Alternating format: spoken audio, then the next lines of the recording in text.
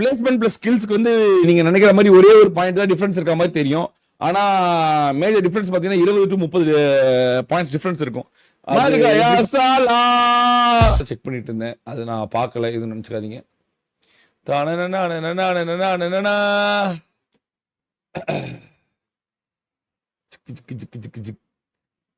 அப்புறம் ரொம்ப நாள் கழிச்சு நான் வந்து இந்த கார்னர் மேக்கர் அப்புறம் வந்து கபீபோட ஃபைட்டு பார்த்துட்டு இருந்தேன். அது ஒரு சீக்கிரம் தம்பி சீக்கிரம் கிரியேட் பண்ண டைம் இல்ல, சீக்கிரம் கிரியேட் பண்ண டைம் இல்ல அந்த மேட்ச் வேற பார்த்துட்டு இருந்தேன். ஸோ அதுல கொஞ்சம் வேற பிஸி ஆயிட்டேன் லைட்டா.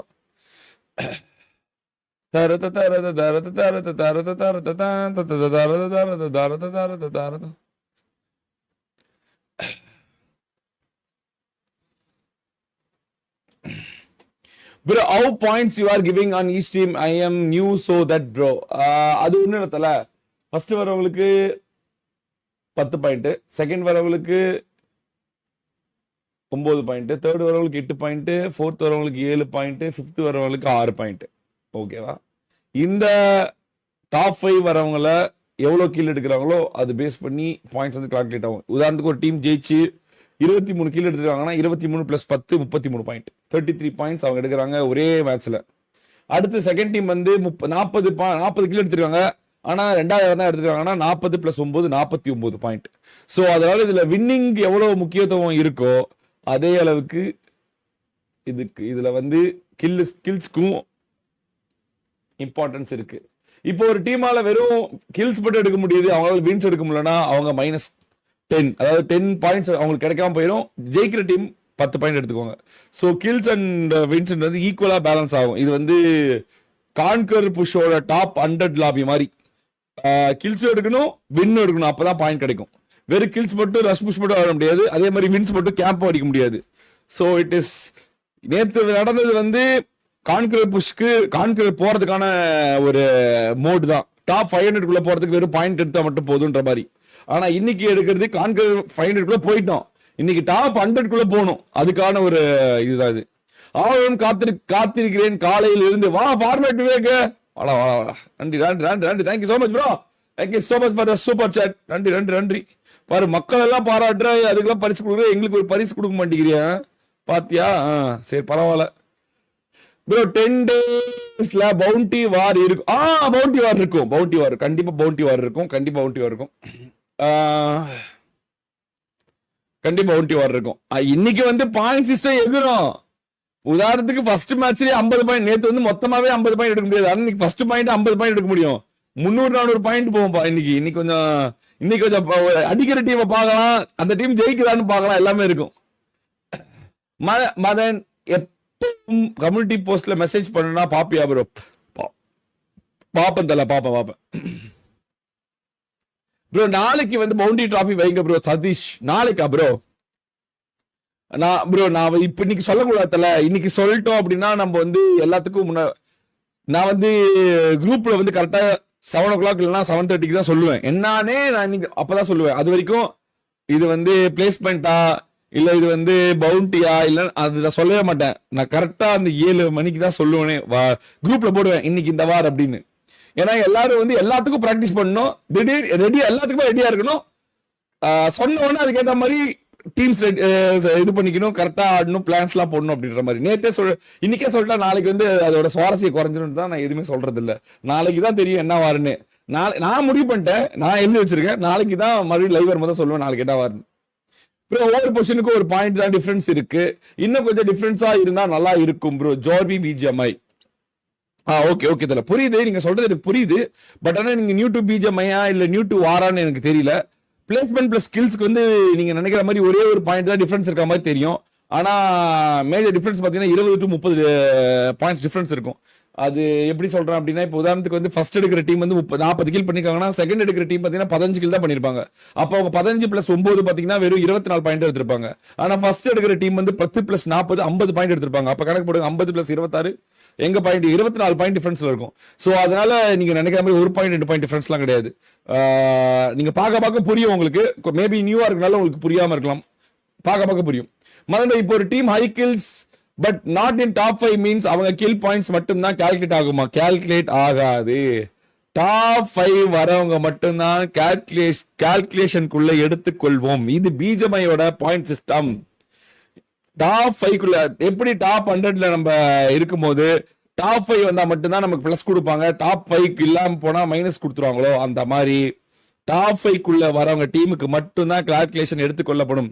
ஒரு டீம் 50 கில் எடுத்து அவங்க டாப் 6ல முடிச்சாங்கன்னா அவங்களோட 50 பாயிண்ட் மாறுகாயா சாலா.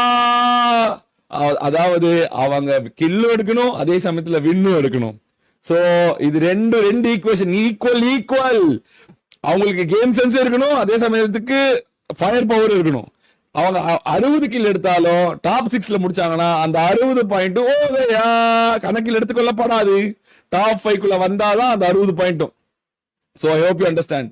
எல்லா டீமுக்கும் டாப் 5 வந்தே ஆகணும். அவங்க கில்ல கால்குலேட் பண்ண வைக்கணும்னா, இல்லாட்டினா அவ்வளவுதான். That's it guys. Hi bro, love from Sri Lanka. Notification வரவே இல்ல. இந்த யூடியூப் காரங்க இப்படியே பண்றானுங்க. நீங்க வந்துருக்கல, நாங்க வந்து எப்பவுமே இருப்போம். நாங்க இங்கதான் இருப்போம், கோவப்படாதீங்க. வந்துரும். அப்புறம் வாரே போர் அடிக்கிறோம் வித்தவுட் ஓஜி பிரகாஷ். பாக்காதல வரும்போது நீங்க பாருங்க, ஒன்னும் தப்பு கிடையாது. அது வரைக்கும் வேற டீம்ஸ் வந்து ஜெயிக்கிட்டோம். அப்படி வந்து கஷ்டப்பட்டு இது பண்ணாதீங்க. ஏன்னா எல்லா டீம்ஸ்க்கும் ஆனா அந்த முக்கியத்துவம் கொடுத்துதான் ஆகணும். நம்ம வந்து இவங்க எல்லாம் டிசிப்ளினா காலைல இருந்து நைட் வரைக்கும் வாருக்காக பிராக்டிஸ் பண்றாங்க. இவங்களை வந்து நம்ம வந்து டிஸ்ரெஸ்பெக்ட் பண்ணி அவமானப்படுத்திட்டு பிராக்டிஸ் பண்ணாதவங்க, லைவ் போடாதவங்களை நீங்க வந்து அவங்க வரல இவங்க வரல அப்படின்னா அது வந்து கரெக்டா.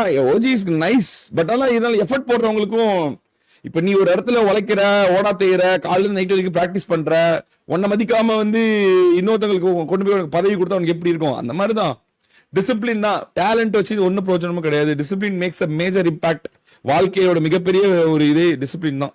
சோ அதனால நீங்க அது என்ன பண்ணாலும் என்ன நடந்தாலும், நேற்று ஒரு புது டீம் எப்படி 10,000 ஜெயிச்சு அவனுக்கு அவ்வளவு பேர் எப்படி யுவிஓபிக்கு ஃபயர் விட்டாங்க.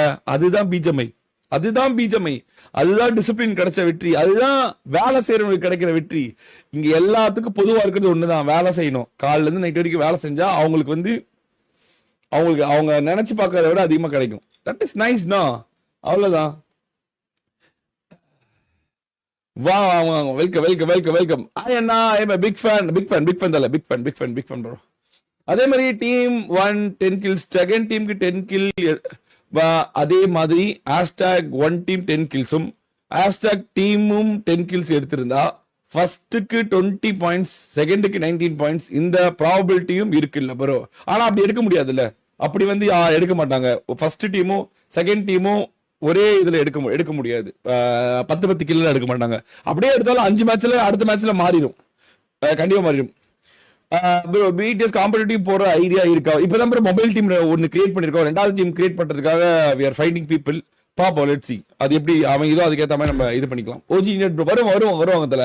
அவங்களுக்கு ஃபேமிலி சிச்சுவேஷன், அந்த ஏதாவது வெளியே போறது, கல்யாணம், காது குத்து அந்த மாதிரி இருந்துட்டு தான் இருக்கும். வரும்போது பாத்துக்கலாம், வில் see. எப்பவுமே அவங்களுக்கான ஸ்லாட் இருக்கதான் செய்யுது. கோஸ்ட்டுமே வந்து கமெண்ட்ரியில வந்து அவனே கடுப்புல தான் உட்காந்துட்டு இருக்கான். என்னடா பண்றது, நம்மளால பெர்ஃபார்ம் பண்ண முடியலையே, நமக்கு ஒரு டீம் இல்லையே அப்படின்னு அவன் கதையிட்டு தான் இருக்குது. பட் அதெல்லாம் வெளியே அது காட்டிக்க முடியாது. So let's see. அதுக்குள்ள யார் ஜெயிக்கிறாங்க, மோஜி வரதுக்குள்ள யார் ஜெயிக்கிறாங்கன்னு பாப்போம். Let's see.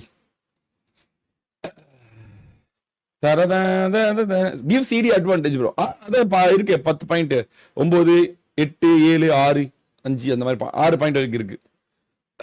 கிரியேட் பண்ணிட்டான் அவன். இவன் போச்சு போங்க, லேட் பண்ணிட்டான் ப்ரோ. அவன் இப்ப எப்பவுமே லேட் அடிப்பான். கிருக்குப்பான். காப்பி. Okay nice. சேனல் வந்துருச்சு. ஒன்னே வார் கேளு, இல்லைன்னா ஓஜி கேளு. முண்டா மாதிரி என்கிட்ட வந்து பேசிட்டு இருக்காது, எனக்கு வெறியாயிருவேன் நான்லாம். அப்புறமேட்டு வெளுத்து வாங்கிறேன். உனக்கே தெரியும் என்னை பத்தி. வெளுத்துக்கிறதுக்கு நான் வெளுத்து வாங்கிட்டு போயிட்டே இருப்பேன்.